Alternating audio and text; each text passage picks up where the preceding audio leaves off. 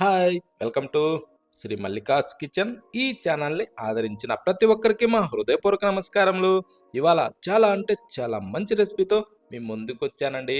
ఈ విధంగా ఒక్కసారి చికెన్‌తో ఇలా మనం ఫ్రై చేస్తే ఆ రుచి ఉందండి. సూపర్ అండి. ఒక్కసారి ఇలా టేస్ట్ చూసిన ఎవరైనా సరే ఎప్పుడు చికెన్ తెచ్చినా గూడా ఖచ్చితం ఇలానే చేసుకొని తింటారండి. టేస్ట్ మాత్రం అద్భుతమండి.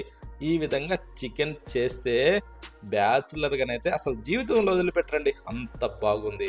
ఇప్పుడు స్టవ్ ఆన్ చేసి ఒక ప్యాన్ పెట్టి దాంట్లో ఒక 2 గంటెలైతే ఆయిల్ వేసుకునేసి, ఇప్పుడు కొంచెం వేడెక్కనిచ్చి చెక్క, ఆ తర్వాత లవంగాలు, ఇప్పుడు ఒక 2 యాలకు బుడ్డలు కూడా దాంట్లో వేసేసుకొని, జీలకర్ర కూడా సగం టేబుల్ స్పూన్ వేసి, ఇప్పుడు దీన్ని కొంచెం అలా వేగనిచ్చుకోవాలి. ఈ విధంగా కొంచెం వేగాక ఇప్పుడు కట్ చేసిన ఉల్లిపాయలండి. ఒక 2 ఉల్లిపాయల్ని ఇలా సన్నగా పొడవుగా కట్ చేసేసి, ఒక 3 పచ్చిమిరపకాయలని మధ్యలోకి ఇరిసి దాంట్లో వేసుకునేసి, ఇలా కలుపుతూ దీన్ని మనం మంచి గోల్డెన్ బ్రౌన్ కలర్ వచ్చేంత వరకు ఈ ఉల్లిపాయలనైతే బాగా వేగనిచ్చుకోవాలి. ఓకేనా? ఈ విధంగా ఉల్లిపాయల్ని కొంచెం మంట మీడియంలో ఉంచుకునేసి బాగా ఫ్రై చేసుకోవాలండి. ఇప్పుడు ఒక టేబుల్ స్పూన్ అయితే అల్లం వెల్లుల్లి పేస్ట్ వేసేసుకొని ఇలా కలుపుతూ పచ్చి వాసన పోయేంత వరకు దీన్ని మనం బాగా ఫ్రై చేసుకోవాలి. అప్పుడే సూపర్‌గా స్మెల్‌తోని మంచి రుసొస్తుందండి. ఇప్పుడు దీంట్లో కొంచెం పుదీనా వేసుకుందాం. అదొక పిడికెడు దాకా వేసుకోవాలండి. ఆ తర్వాత కొత్తిమీర గూడా. ఇది గూడా ఏం తక్కువ గదండీ. ఇది గూడా ఒక పిడికెడు వేసుకుందాం. కానీ టేస్టు ఈటి ఫ్లేవర్‌తోనే సూపర్‌గా ఉంటుందండి. ఇవి మనం ఈ టైప్‌లో ఫ్రై చేస్తే ఇవి బాగా కరిగి పీసెస్‌కి పట్టుకునేసి రుచి అద్భుతంగా ఉంటుందండి. అందుకోసమని వీటిని మనం ఇలా వేగనిచ్చి, ఇప్పుడు ఫ్రెష్‌గా రెడీ చేసి పెట్టుకున్న చికెన్‌ని దాంట్లో వేసేసుకుందాం. తెచ్చాక శుభ్రంగా కడిగి నీళ్ళు వడవనిచ్చి, ఆ తర్వాత చికెన్‌ని గాని మనం ఇలా యూజ్ చేసామంటే టేస్ట్ బాగుంటుందండి. దీంట్లో రుచికి సరిపడా సాల్ట్ వేసేసుకునేసి కాస్త ఇలా కిందకి, మీదకి తిరిగేసుకుంటూ ఈ పీసెస్ మొత్తానికి గూడా బాగా అప్లై అయ్యే విధంగా ఇలా బాగా తిరిగేసుకుంటూ కలుపుకోవాలండి. ఇలా కలిపిన తర్వాత ఇప్పుడు మూత పెట్టి దాదాపు ఒక 6-8 నిమిషాల సేపయితే మనం బాగా దీన్ని ఫ్రై చేసుకోవాలి. అప్పుడు ఇందులో చికెన్‌లో ఉన్న నీరు కరిగి బయటికి వచ్చి మళ్ళా ఇనికిపోయి గూడా మనకి కనిపిస్తుంది.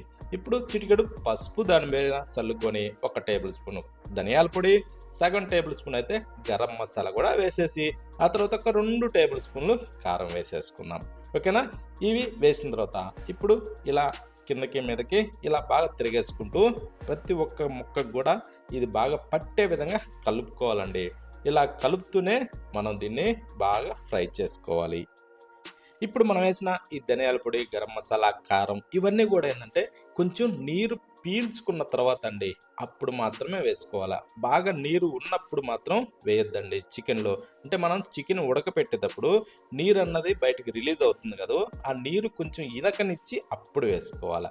ఇప్పుడు చూడండి ముక్క ఎంత మాత్రం ఉడికింది? దాదాపు 90% ముక్క ఉడికిపోయిందండి. ఇంకొక 10% ఉంది. ఇప్పుడు కాస్త సన్న మంట మీదనే ఇప్పుడు లాస్ట్ ఆఖరిన సన్న మంట మీదనే కొంచెం తిరగేసుకుంటూ ఫ్రై చేసుకోవాలి. అప్పుడేమవుద్దంటే అడుగు పట్టుకునేసి పొగ వాసన రాకుండా సూపర్‌గా ఫ్రై అవుతుందన్నట్టు. అందుకోసమని అలా సన్న మంట మీద ఆఖరిన అలా ఫ్రై చేసుకునేసి ఇప్పుడు ఒక్కసారి చెక్ చేసుకుందామా?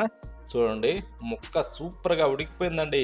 ఈ టైప్‌లో మనం ఒక్కసారి చేసుకొని గాని తిని చూడాలండి. టేస్ట్ మాత్రం అద్భుతమండి. దీన్ని టేస్ట్ చూసిన ఎవరైనా సరే ఎప్పుడు చికెన్ తెచ్చినా గూడా ఇలాగే చేసుకొని తింటారు. ఇంకా బ్యాచిలర్స్‌కైతే మాత్రం ఇదొక వరమండి ఈ చికెను. వాళ్ళు ఖాళీ ఉట్టిదే ఇలా ఫ్రై చేసుకొని ప్లేట్‌లో యేసుకొని కూర్చొని మరి తినేస్తారండి. అన్నంలోకి ఇలా దేనిలోకి కూడా వాడకుండా ఉట్టిదే తినేస్తారండి. ఇది అంత మంచి రుచిగా ఉంది. ఒక్క కిలో చికెన్‌ని గూడా ఒక్క మనిషే తినేస్తారండి. అంత బాగుంది. ఓకేనా?